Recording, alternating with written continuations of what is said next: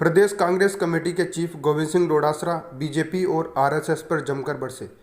कांग्रेस के डिजिटल सदस्यता अभियान को लेकर निवाई के एक निजी गार्डन में संबोधित करते हुए प्रदेश कांग्रेस कमेटी के चीफ गोविंद सिंह डोडासरा बीजेपी और आरएसएस पर जमकर बरसे।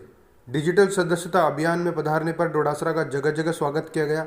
सभा स्थल पर पहुंचने पर विधायक प्रशांत बेरवा के द्वारा उनको माला एवं साबा पहनाकर तलवार भेंट कर भव्य स्वागत किया गया। इस दौरान मंच पर पीसीसी चीफ गोविंद सिंह डोडासरा, विप्र कल्याण मोर्चा के अध्यक्ष महेश शर्मा, जिला प्रभार मंत्री साले मोहम्मद, पुष्पेंद्र भारद्वाज, जयपुर की पूर्व महापौर ज्योति खंडेलवाल, लक्ष्मण गाता, ब्लॉक अध्यक्ष श्री राम चौधरी, शहर अध्यक्ष महावीर प्राणा सहित कई कांग्रेसी नेता मौजूद रहे। सभा को संबोधित करने से पहले गुर्जर नेता किरोड़ी बैसला को 2 मिनट मौन रख श्रद्धांजलि दी गई। इस दौरान हजारों की संख्या में कांग्रेसी कार्यकर्ता मौजूद रहे।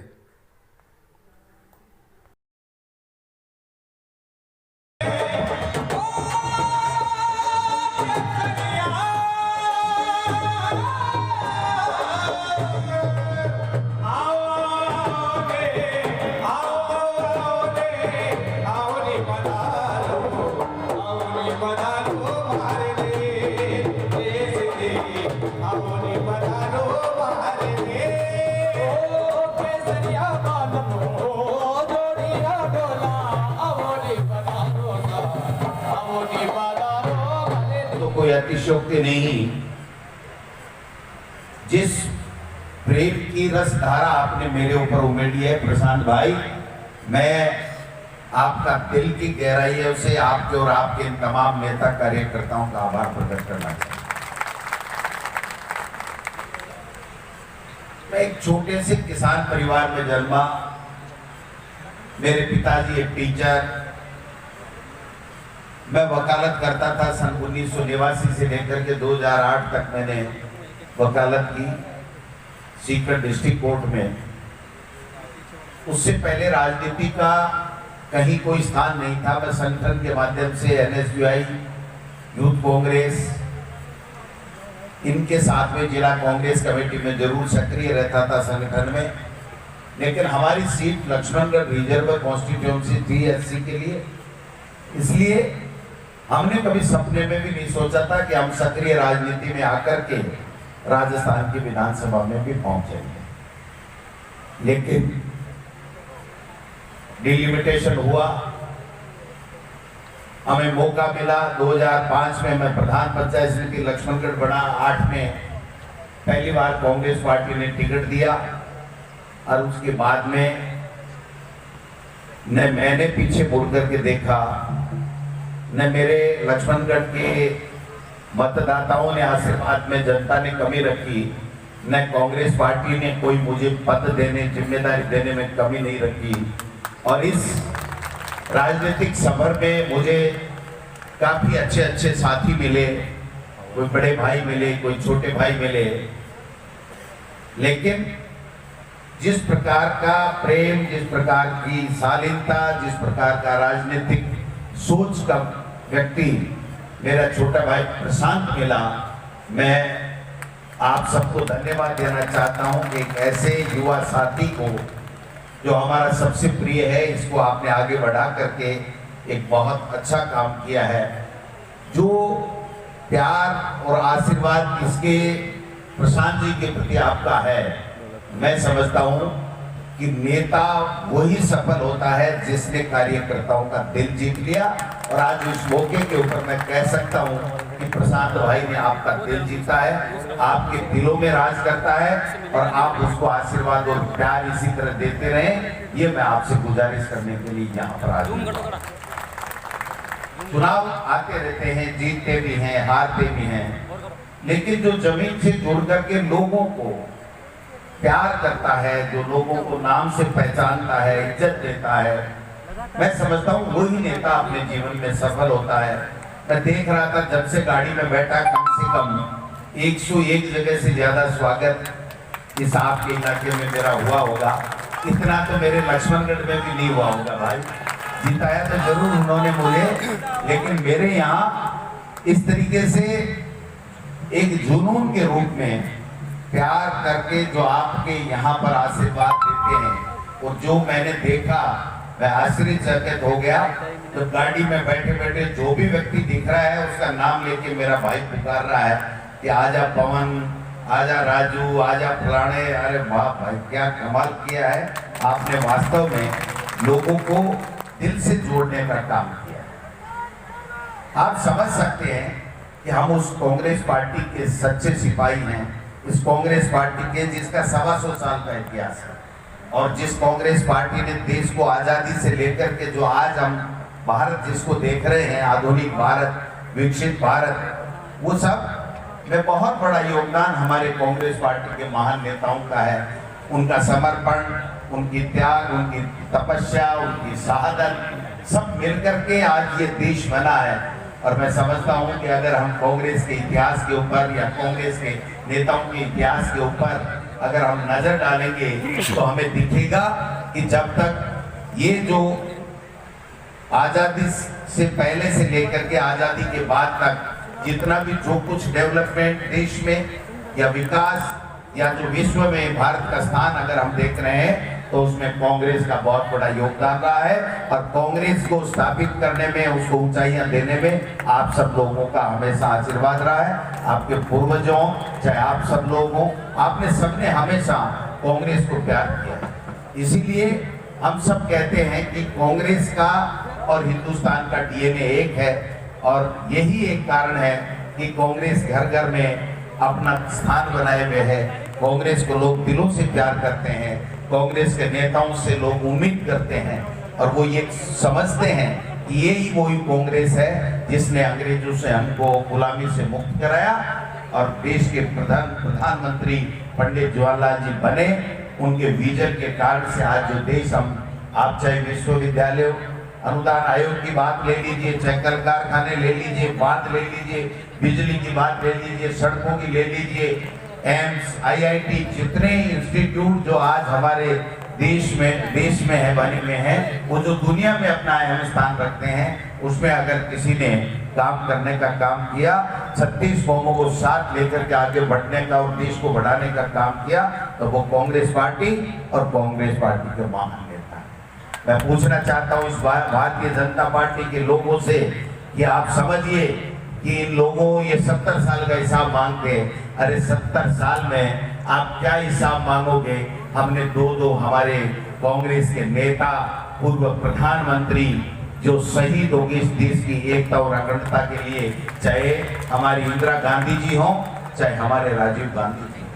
आपने अंगुली कटाई हो तो बता दीजिए, क्या आप 70 साल का हिसाब मांगते हो? बार बार आपने कहा था कि कांग्रेस ने 70 साल का हिसाब नहीं दिया, हम 5 साल का हिसाब देंगे, 7 साल तक तो मिला नहीं। और मैं समझता हूँ इस 10 साल के बाद में मोदी जी को हिसाब बताने के लिए और राज करने के लिए मौका मिलेगा।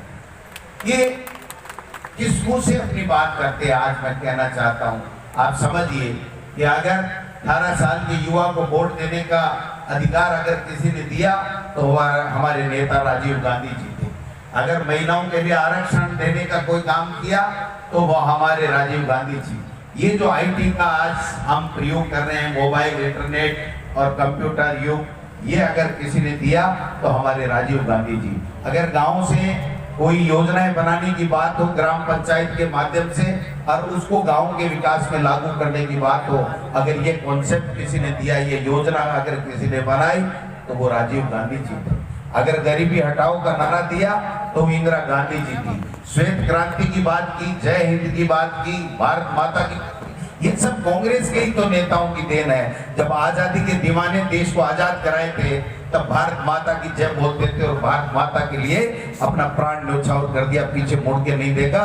तब न तो ये आरएसएस था, न ये भारतीय जनता पार्टी थी, ये तो कल परसों पनपी है। देश की आजादी में इनका योगदान क्या? हमसे क्या पूछते हैं, क्या सवाल पूछते हैं? आप देखिए, हम अमेरिका का वो खाद जैसा लाल ज्वार खाते थे, कहाँ था हमारे पास गेहूं? हमारे खाद्यान्न के भंडार भरने का काम इस अन्नदाता ने किया। और आप समझ सकते हैं कि जब यूपीए सरकार आई तो एक से बढ़ करके एक कांग्रेस पार्टी ने योजनाएं ला करके इस देश में दी। मजदूर को मजदूरी का अधिकार दिया, काम करने का अधिकार दिया, कानून बना करके। मनरेगा कौन लेकर के आया? सूचना का अधिकार, जिससे भ्रष्टाचार समाप्त हो, इसके लिए सूचना का अधिकार कौन लेकर के आया? राइट टू एजुकेशन, अनिवार्य शिक्षा का कानून कौन लेकर के आया? यूपीए सरकार लेकर के आई। खाद्य सुरक्षा गारंटी अधिनियम कौन लेकर के आया, जिससे 70-72% जनता को खाद्य सामग्री मिलती है। 2 रुपए 1 रुपए किलो गेहूं में, ये 2 रुपए में गेहूं मिलते हैं। ये किसकी देन है? ये कांग्रेस पार्टी की, यूपीए सरकार के, सोनिया गांधी जी की देन है। ये नरेंद्र मोदी जी की देन है। भूमि अधिग्रहण कानून अगर सर्वसम्मति से किसान के हित में बनाने का काम किया तो किसने किया? यूपीए सरकार, राहुल गांधी, सोनिया गांधी और मनमोहन सिंह जी ने किया। और आज हमको मोदी जी ये पूछते हैं कि आपने 70 साल में क्या किया। हम पूछना चाहते हैं मोदी जी से कि आपने 7 साल में क्या किया। किसान की आमदनी दोगुनी करने का आपने वादा किया था, किसान की कमर तोड़ दी, 15 महीने तक खून के आंसू रुला करके सड़कों पे सोने के लिए मजबूर किया। यही आपकी किसान की आमदनी दोगुनी करने का फार्मूला था क्या? आपने कहा 1 करोड़ 2 करोड़ लोगों को मैं 1 साल में नौकरी दूंगा। कायदे से 16 करोड़ लोग नौकरी लग जाने चाहिए थे, लेकिन नौकरी तो छोड़िए, जो कोरोना आया उसमें लोगों का रोजगार चला गया, मजदूरी चली गई, लोग भूखे मरने की नौबत आ गई, लोगों के स्वास्थ्य की चिंता आपने की नहीं। आपने कहा था किसान की आमदनी दुगुनी करेंगे, दुगुनी छोड़ के आधी करने का काम किया। आप न रोजगार दे पाए, न महंगाई कर पाए, न महिलाओं का उत्थान कर पाए, कोई काम नहीं कर पाए। और फिर बढ़ चढ़ करके कहते हैं भारत माता की जय। अरे भारत माता की जय वो भारत का हर सपूत बोलता है जिसने इस भारत माता में जन्म लिया है, इस भारत माता का अन्न खाता है, इस भारत माता की धरती के ऊपर जो काम करता है वो भारत माता का सपूत है, वो भारत माता की जय बोलता है। इस भारतीय जनता पार्टी का पेटेंट नहीं है भारत माता की जय। तो ये लोग किस प्रकार से माहौल बना करके भाई को भाई से लड़ाने की बात करके अपने राज करते हैं। और जो दुरुपयोग संस्थाओं का इस भारतीय जनता पार्टी की केंद्र की सरकार ने किया है, मैं बताना चाहता हूं, जहां भी इनकम टैक्स, ईडी, सीबीआई, ये तमाम दुरुपयोग कौन कर रहा है? आज भारतीय जनता पार्टी की केंद्र की सरकार कर रही है। जहाँ भी चुनाव होते हैं ये चले जाते हैं, इनकम टैक्स की रेट बढ़ जाती है, सीबीआई आ जाती है, ईडी आ जाती है, तरह तरह से परेशान किया जाता है। हर बात को लेकर के नॉन इश्यू को इश्यू बनाने का काम ये लोग बात कर रहे हैं, जबकि देश में इनको सत्ता दी थी तब इन्होंने जो वादे किए थे वो एक भी वादा पूरा नहीं कर रहा। इन्होंने कहा विदेश नीति कांग्रेस पार्टी के समय में ठीक नहीं थी, हम विदेश नीति करेंगे, हम लाल आग दिखाएंगे और दुश्मन के चक्के छुड़ाएंगे। छुड़ा दिए क्या पाकिस्तान के चक्के? छुड़ा दिए क्या आपने चाइना के चक्के? अब चाइना ने हमारी जमीन के ऊपर कब्जा कर लिया, मोदी जी कोई बोलने के लिए तैयार नहीं है। इसलिए मैं निवेदन करना चाहता हूं कि इस विपरीत परिस्थितियों में इनको समझना पड़ेगा, हमारे कार्यकर्ताओं को सोच समझ करके और जनता के बीच में जाना पड़ेगा और जनता को समझाना पड़ेगा कि ये किस तरीके के लोग हैं, इनके कथनी और करने में फर्क है। हमारे पास में कांग्रेस का एक लंबा इतिहास है, कुर्बानी का इतिहास है, शहादत का इतिहास है। हमारे पास में प्रशांत जैसे हमारे युवा नेता हैं जो जनता के दिलों में राज करते हैं, आपके लिए काम करते हैं। मेरे पास में 3.25 साल पहले आपके आशीर्वाद से सरकार बनी। यहाँ पर किस प्रकार से कोरोना आया पूरे देश में और दुनिया में, सब दहशत में थे, लेकिन हमारे मुख्यमंत्री अशोक गहलोत जी ने एक शानदार बजटों की शुरुआत की, गुड गवर्नेंस दिया, बहुत अच्छे तरीके से आपने देखा होगा कोरोना मैनेजमेंट किया, लोगों की जान बचाई। और जब इससे पिछले वाला बजट आया तो भारतीय जनता पार्टी के लोग कहने लगे ये तो मध्यावधि चुनाव की तैयारी कर रहे हैं, इतना अच्छा बजट लागू हो ही नहीं सकता। और जब लागू हुआ तो आज तक के इतिहास में 21 दिसंबर को कोई भी साल का जो बजट होता है उसका 20, 22, 26, 28% खर्चा होता है, लेकिन पिछले बजट का अब की बार 21 दिसंबर को देखा तो 78% का खर्चा बुक हो चुका था। ये हमारे सरकार की गुड गवर्नेंस और अच्छे कामों की एक जीता जागता नमूना। अब की बार जब बजट आया और जब कर्मचारियों के लिए ओपीएस की स्कीम लागू कर दी, किसानों के लिए अलग से बजट देकर के दुगुना उनका बजट कर दिया, बिजली के पैसे कम कर दिए, किसान ऊर्जा मित्र योजना चला दी, मुख्यमंत्री चिरंजीव योजना चला दी, और जिस विधायक ने जो मांगा वो बजट में दिया। तो भाजपा के लोगों के जमीन खिसकने लगी। उन्होंने कहा ये बजट बहुत अच्छा है लेकिन लागू नहीं होगा। आपको सुपना आ गया क्या लागू नहीं होगा? बजट क्यों नहीं लागू होगा जब पिछला कोरोना के बावजूद भी हमने 78% 31 दिसंबर तक खर्चा कर दिया, जो 31 मार्च को खर्चा करना होता है 100% खर्चा करके हम बजट को इम्प्लीमेंट करेंगे। तो आप इस आधार के ऊपर कह सकते हैं कि आपकी बार वाला बजट नहीं होगा। मैं निवेदन करना चाहता हूं, जब इतनी अच्छी सरकार इतना अच्छा काम कर रही है, प्रशांत भाई का जब हमने देखा तो मैंने पूछा भाई कोई 2-4 काम बताओ आपने कराए। बोले भाई साहब सैकड़ों है, मैं कितना बताऊं, जो मेरे जनता ने कहा, जो मेरे कार्यकर्ताओं ने कहा मैंने कहा।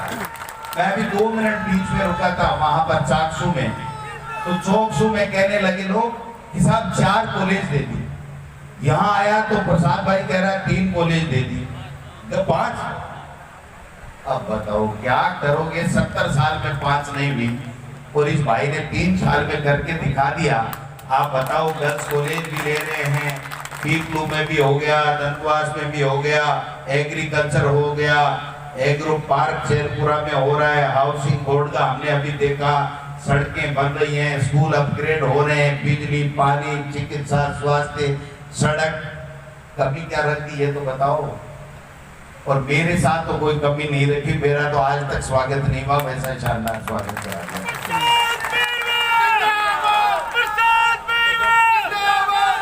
लेकिन आपने थोड़ी सी कमी है। आपने इनकी पार्टी है, गरीबा की पार्टी है, किसान, दलित, माइनॉरिटी, SC ST ये लोग ज्यादा आपने सागे है तो सारी 36 कौमा, लेकिन ये लोग ज्यादा सागे है तो ये लोग ये बोलर को नहीं बताओ और आके कहने लोग ज्यादा है। न कुछ होते हुए भी ये लोग प्रचार करने में माहिर हो जाते हैं और हम सब कुछ करते हुए भी बता नहीं पाते। ये हमारी हमेशा से कमजोरी रही है। मैं समझता हूँ आज का जो कार्यक्रम है इसमें हमारा आना तभी सार्थक होगा जब आप सब गांव ढाणी में जाकर के सरकार की जो फ्लैगशिप योजनाएं हैं उसका लाभ गांव ढाणी में बैठे गरीब को मिले, दलित को मिले, पिछड़े को मिले और पूरे बजट की जानकारी हो, पूरी सरकार की योजनाओं की जानकारी हो और उससे वो लाभान्वित हो और हम कंधे से कंधा मिला करके उसका हाथ पकड़ के कहें कि अगर तू बीमार है तो तेरे को मुख्यमंत्री चिरंजीवी योजना का लाभ मिलना चाहिए। अगर किसी के साथ खुदा न करे लेकिन अगर कोई दुर्घटना हो गई, मौत हो गई, तो उसको 5 लाख रुपए का मुख्यमंत्री चिरंजीवी योजना में रजिस्टर्ड लोगों को उसको मुआवजा मिले। किसान को 12,000 का बिल माफ किया तो बिल माफ मिले। अगर कोई भूखा है, कोई पीड़ित है तो उसको मदद मिले, उसकी बच्चों की छात्रवृत्ति मिले। आज हमारे यहाँ जो Mahatma Gandhi English medium school खुली है उसमें 1-1 लाख रुपए के किसान का, गरीब के परिवार का बच रहा है, जो प्राइवेट स्कूल में सोचता था लेकिन वो पैसे के अभाव में भेज नहीं पाता था। जो प्राइवेट कॉलेजों में अपने बच्चे को पढ़ाता था 50,000 और 1 लाख रुपए देता था, उसको सरकारी स्कूलों में महात्मा गांधी इंग्लिश मीडियम हो, चाहे दूसरी सरकारी स्कूलें हो, चाहे कॉलेजें हो, उसमें उस बच्चे को पढ़ने का पूरा अधिकार मिले और अपनी एजुकेशन पूरी करके अपने भविष्य का निर्माण करे। ये सुविधा, अगर ये सहायता, ये सुविधा दी है तब कांग्रेस की सरकार मुख्यमंत्री अशोक गहलोत जी के नेतृत्व में मिली है। हम सबको इस बात के लिए आगे बढ़ करके ज्यादा से ज्यादा कैसे लाभ मिले ये हमको सबको सोचना पड़ेगा।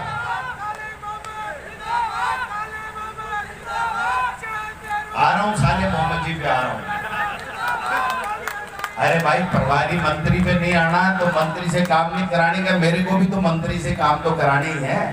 साले मोहम्मद जी और मैं दोनों 2008 से 13 में एक साथ राजस्थान की सरकार में थे और साले मोहम्मद जी के इलाके में मैं जाके आया हूँ, इनका डंका पूछता है वहां पर और इतना काम करा रखा है इन्होंने, इतना काम करा रखा है। ये तो वैसे भी धर्मगुरु है भाई, लेकिन इनका पूरे इलाके के अंदर इनका नाम बोलता है, इनका काम बोलता है। तो साले मोहम्मद जी के भी मैं जाके यार आपके जिले के प्रभारी हैं तो इससे बढ़िया और क्या बात हो सकता है। ये गंगा जमुनी तहवीज है हमारी, जिसमें हिंदू, मुस्लिम, सिख, ईसाई हम सब मिलकर के काम करते हैं। इस भारतीय जनता पार्टी को इस भारतीय जनता पार्टी को अगर कोई जवाब दे सकता है तो वो कांग्रेस का नेता, कांग्रेस का कार्यकर्ता राहुल गांधी जी जिस प्रकार से इस मोदी जी को घेरने का काम करते हैं, इसकी झूठ का पर्दाफाश करने का काम करते हैं, हम सबको कंधे से कंधा मिला करके राहुल गांधी जी के साथ खड़े होना पड़ेगा और खड़े होकर के हम बताएंगे कि मोदी जी आपने जो वादे किए थे वो पूरे नहीं किए।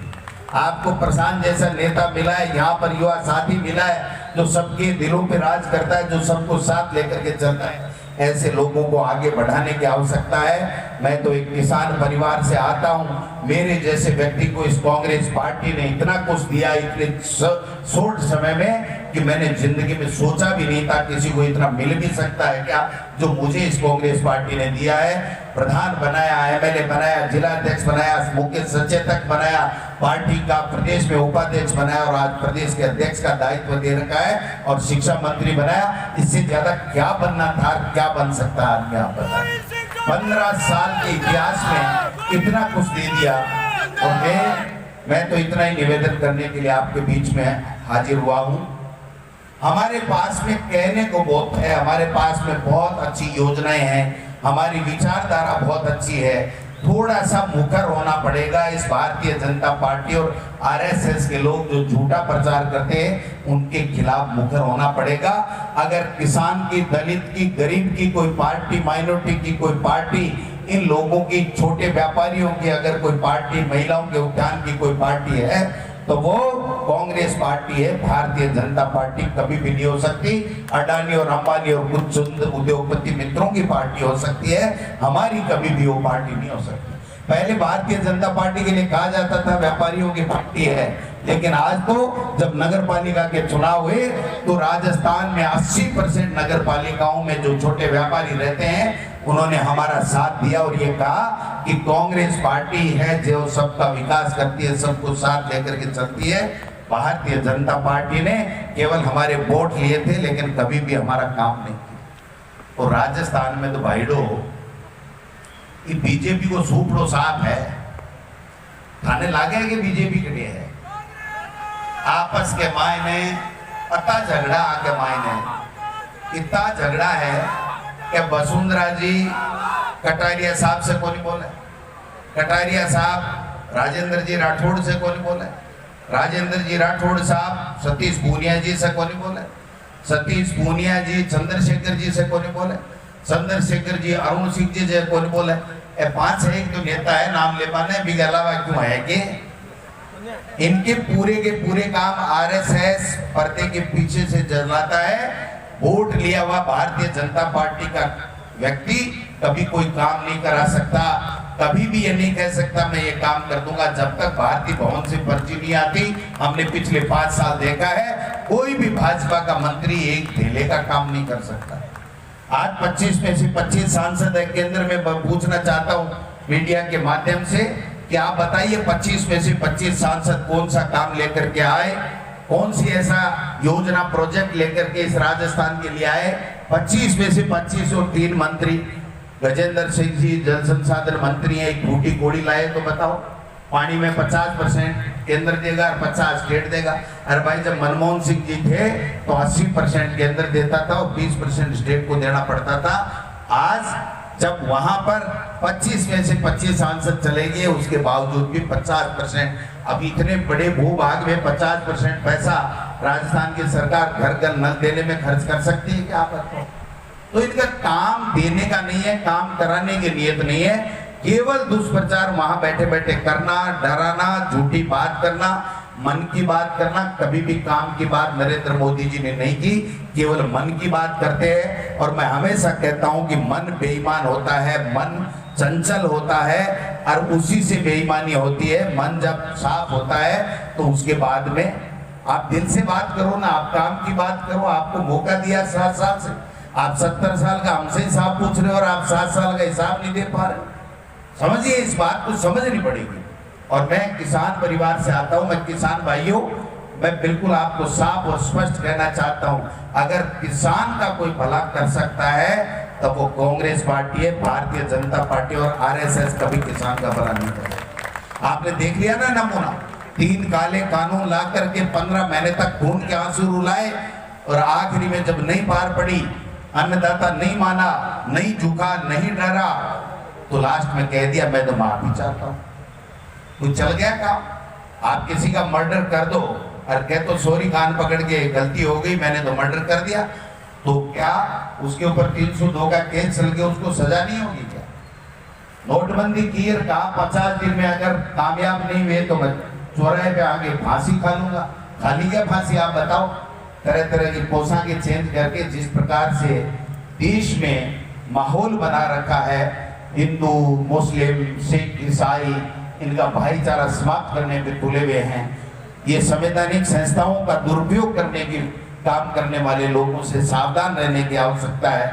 और आपका ये लाडला है ना प्रशांत, ये जितना ऊपर से सुंदर दिख रहा है, इसका दिल भी उतना ही सुंदर है।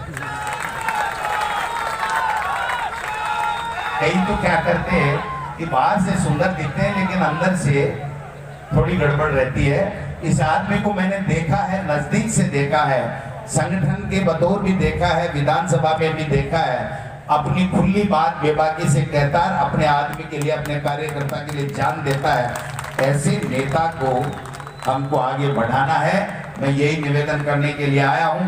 मैं तो इतना कह सकता हूं, कांग्रेस के कार्यकर्ता का, जिसके कारण से ये सरकार बनी है, जिसके खून पसीने से ये सरकार बनी है, एक कांग्रेस का कार्यकर्ता होने के नाते मैं आपको ये कहना चाहता हूं, आपका काम प्रशांत भाई कराएगा, आपका काम साले मोहम्मद जी प्रभारी मंत्री के रूप में करेंगे। और अगर कोई काम अटक गया तो आप आ जाना, इन दोनों भाइयों को साथ लेकर के मुख्यमंत्री जी से आपका हर वो काम कराऊंगा जो वाजिब होगा। ये आपसे निवेदन करने के लिए आपके बीच हम सब मिलकर के मुकाबला करेंगे इन लोगों का। आप बताइए, एक बात हो तो बताऊं, मैं 1000 बात बता सकता हूं।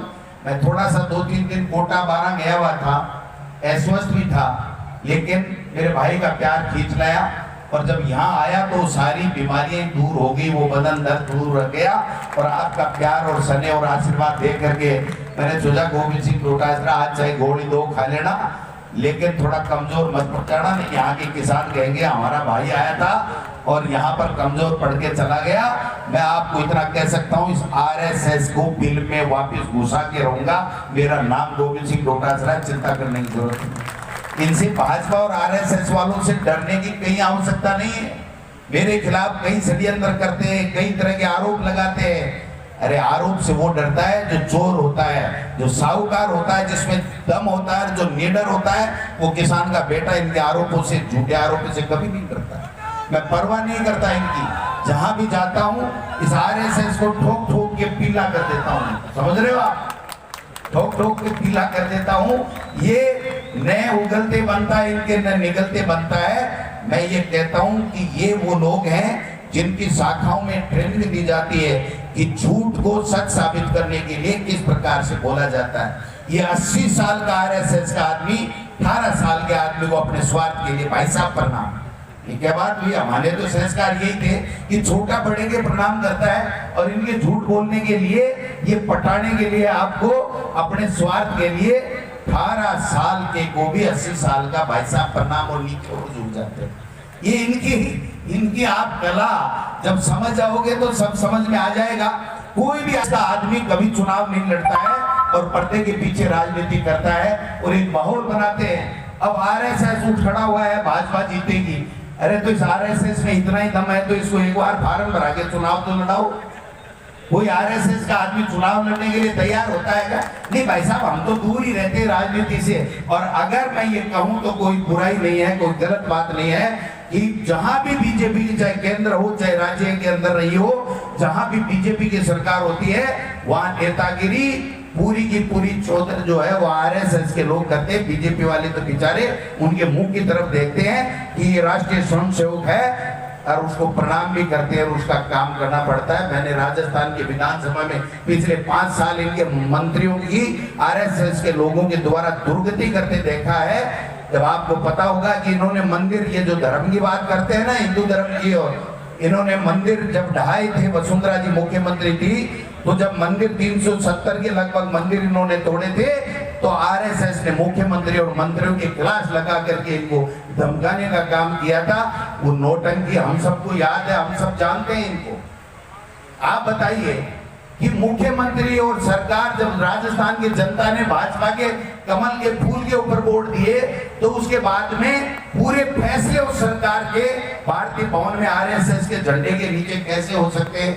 आपको और हमको इस बात को समझना पड़ेगा और इनको जवाब देना पड़ेगा। ये निवेदन करने के लिए ये मैं आपके बीच में हाजिर हुआ। ज्यादा लंबी चौड़ी बात नहीं करनी, अभी आपका कार्यक्रम चलेगा। सदस्यता अभियान चल रहा है, जोरों शोरों से चल रहा है। लेकिन मेरे भाई प्रशांत ने ये कह दिया कि मैं तो आज से शुरू कर रहा हूं, तो भाई प्रसाद ने कह दिया तो मैं दिल्ली एआईसीसी से आज आग्रह करूंगा कि इसको 10-15 दिन बढ़ा दो, नहीं तो आप शुरुआत कर रहा है तो मेरा भाई भी तो 1 नंबर पे रहना चाहिए। जब विकास के काम में 1 नंबर है, आपसे प्यार मोहब्बत में 1 नंबर है, तो सदस्यता अभियान में भी 1 नंबर रहे। इसके लिए मैं आग्रह करूंगा हमारी नेता सोनिया गांधी जी, राहुल गांधी जी, मधुसूदन मिस्त्री जी से कि आप मेहरबानी करके सदस्यता अभियान को 15 दिन बढ़ा दीजिए। ये निवाई पीपलू भी राजस्थान में 1 नंबर रहे, राजस्थान हिंदुस्तान में 1 नंबर रहे, ये चेष्टा हम लोग करेंगे। आप सब लोग आए हो, काफी देर से बैठे हो, पहले सड़कों पे खड़े थे, स्वागत कर रहे थे। आपका जोश देख करके और इस विधानसभा की चिंता तो हमारे मन से as a Pradesh Congress committee के अध्यक्ष के तौर पर यहाँ से दूर हो गई, क्योंकि यहाँ तो कांग्रेस के प्रति वो प्यार है, कांग्रेस के प्रति वो सम्मान है, कांग्रेस के प्रति वो जीने और मरने का आप लोगों में जज्बा है। मैं इस जज्बे को सलूट करता हूं। दोबारा कभी मौका मिला तो आएंगे, उस आरएसएस की बखियां उगेड़ने का काम करेंगे। मैं आप सब लोगों को दिल की गहराइयों से धन्यवाद देना चाहता हूं। ये जो नेता है ना, नेता ये मुस्कुराता रहता है, इसकी मुस्कुराहट कम नहीं होनी चाहिए। हाथ खड़े करके बताओ इसकी मुस्कुराहट कम नहीं होगी। भाई और कुछ बोलना है क्या? ये तो मेरे मन से बोला, अब तू कहे जो बोल दूं तेरे लिए, और तो क्या करूं। तो मैं इतना ही निवेदन करना चाहता हूं। अभी आपके प्रभारी मंत्री जी भी आए हैं, जिला अध्यक्ष जी भी हैं, और महेश जी भी मुस्कुराते ही रहते हैं, कभी मैंने उदास नहीं देखा। महेश जी भी आए हैं, तो सब लोग तमाम नेता, हमारी ज्योति खंडेलवाल जी भी आए हैं, महेंद्र खेड़ी जी भी आए हैं, और सारे नेता हैं। हमारे पीए है ना, वो भी होशियार है, प्रशांत जी अड़गिया। वो क्या आप आज से जो महंगाई मुक्त भारत अभियान चला रहे, आप भी के बारे में भी 2 मिनट बोल दो, बाकी रह कीजिए। आरएसएस बीजेपी का कपड़ा फाड़ो बाकी रहो, बाकी तो छोल बम दो, बाकी मैं छोड़ूंगा। फिर भी आप बात सही है कि जब अखिल भारतीय कांग्रेस कमेटी ने इस जो केंद्र सरकार की गलत नीतियों के कारण से महंगाई बढ़ रही है, आज आम आदमी का जीना दूभर हो गया है, इसके लिए मैं एक अभियान की शुरुआत 31 तारीख आज से हम लोग कर रहे हैं कि इनके खिलाफ धरना प्रदर्शन और विरोध प्रदर्शन करेंगे, जुलूस निकालेंगे। और 2 से लेकर के 4 तक जिला कांग्रेस कमेटी के अंदर हम लोग अलग अलग जिलों के अंदर सारे नेता लोग जाएंगे, विरोध प्रदर्शन महंगाई मुक्त भारत अभियान के तहत करेंगे। और 7 तारीख को प्रदेश कांग्रेस कमेटी के तत्वाधान में जयपुर में हम एक बड़ा जुलूस और प्रदर्शन करने जा रहे हैं, जिससे इनके कान पे जूतों कम से कम रहेंगे। इन्होंने तो कान में रुई डाल रखी है, कोई सुनने की बात नहीं है। और पहले ये कहते थे ना, मोदी जी जब चुनाव आए उससे पहले कह रहे थे कि पेट्रोल और डीजल पे हमारा कंट्रोल नहीं है रेट पे, और जब चुनाव आए 5 स्टेट के तो कंट्रोल कर लिया। अरे अब उस वापस कंट्रोल को ढीला कर दिया। इनकी मर्जी आई तब पैसे बढ़ा देते, मर्जी आई तब नियम चेंज कर देते। समझ रहे हो ना? मान लीजिए कि शेखावटी वाली भाषा है, बात थोड़ी गलिष्ठ तो जरूर है, लेकिन में मजा होता है। तो लोगों ने स्वाद आए वो कि यार कांग्रेस वाला बोलने को नहीं, इसलिए अपनी मनमर्जी आवाजी आपा चला लिया। अब आप मनमर्जी भैजा पत्रकार महोदय चलवाड़ी नहीं है। गोविंद सिंह डोटासरा 33 जिलों में जाएगा, न आरएसएस की परवाह करता है, न भाजपा की परवाह करता है। और ईडी, सीबीआई, टीटी, पीटीसी जो कुछ इनको भेजना हो मेरे यहाँ भेज देना, कोई चिंता वाली बात नहीं। बैठा के चाय पानी पिलाऊंगा, वापस चले जाएंगे। तो मैं तो इतना ही निवेदन करना चाहता हूं कि आप सब लोगों को मजबूती के साथ सदस्यता अभियान में गति देनी है। आपको मैं उम्मीद करता हूं कि एआईसीसी हमारी बात को रखेगी। और ये 10-15 दिन का समय बढ़ा देगी तो मैं समझता हूं कि हम राजस्थान इस सदस्यता अभियान में पहले की तरह नंबर 1 आएगा। और आप सब लोगों को पुनः बधाई। अभी एक बजट और आना है, कोई काम बाकी रह गया है तो आपका करेंगे। इस भाई में जान है, इस भाई में जान है और जज्बा है आपके लिए मर मिटने का, आपकी सेवा करने का। इनके पिताजी ने भी हमारे प्रदेश में आप सब लोगों की हमेशा सेवा की है। तो ऐसे लोगों को आप लोग ताकत दीजिए। एक ताकत के साथ में आप इनके कंधे से कंधे मिला करके इलाके का विकास कराने में कोई कोर कसर नहीं छोड़े। और आपके जो भी काम है हम सब मिलकर के, ये जो मंच बैठा है ना, कोई काम बाकी नहीं रहने देंगे, कोई काम बाकी नहीं रहने देंगे। इन्हीं शब्दों के साथ आपने हमारा इतना स्वागत किया, इतना ढोल धमाके। मैं तो शादी में तो 3 तूताड़ी आया, अभी के बाद में मैं तो वही को स्वागत समारोह भाई प्रशांत जी थे ही देखे। अभी टाइम हाथ ही को नहीं था, 3-4 एक कुपाड़ी हम हो गए यार, नहीं मना ही काम चला ले श्याम बुरा लगा। बोले साहब दस्तूर हुए ब्याह में 4 कुपाड़ी चल। अरे मुकाल कह दो 5 करो, नहीं 3 करो, 4 दो 15 को, समझ गए बात। तो आज तो जिस गाजे बाजे से, जिस जोश से स्वागत किया, मैं बिल्कुल दिल की गहराइयों से आपका धन्यवाद कहना चाहता हूं। ऐसे कांग्रेस के कार्यकर्ता, ऐसे लोग जिनकी वजह से हम आज जिस स्थिति में हैं, हमारा सबका ध्येय होना चाहिए कि हम लोग 2023 में पूरा कांग्रेस की राजस्थान में सरकार बनाए और 2024 में इस मोदी का सोपड़ा साफ करके इसको झोला लेकर के और कहीं जंगलों में भेजें। ये प्रण लेकर के हम यहाँ से आज जाएंगे। आप सबने सम्मान दिया, सत्कार किया, इसके लिए बहुत बहुत धन्यवाद।